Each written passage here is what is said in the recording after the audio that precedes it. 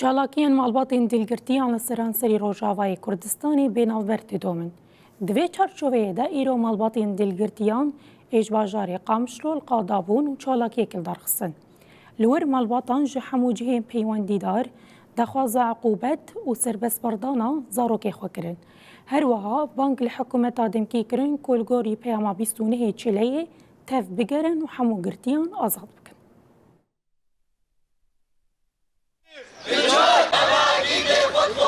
آزادی آزادی جبو اسیرا آزادی آزادی آزادی جبو اسیرا آزادی آزادی همه اول خود خواسته همه اول خود خواسته همزارو که خود خواسته همزارو که خود خواسته همدارو های اسیر بجای و خوین همدارو های اسیر قامشنا بالای اسیر من اخیاله قامشنا بالای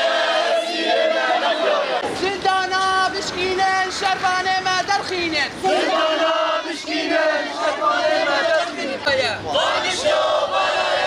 اسیر من اخیاله در کافر ناترسن اسیر ما بخوازه در کافر ناترسن اسیر ما بخوازه در کافر ناترسن شرفانه ما بخوازه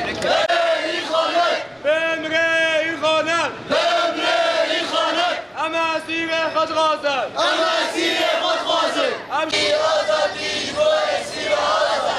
آزادی آزادی آزادی جبو شروان آزادی آزادی آزادی جبو شروان آزادی دل من جان من فدای اسیر روزاوا ترابن جبو کچن روزاوا ترابن جبو خوتن زندانا حلبي امر مشكينه وانا تيار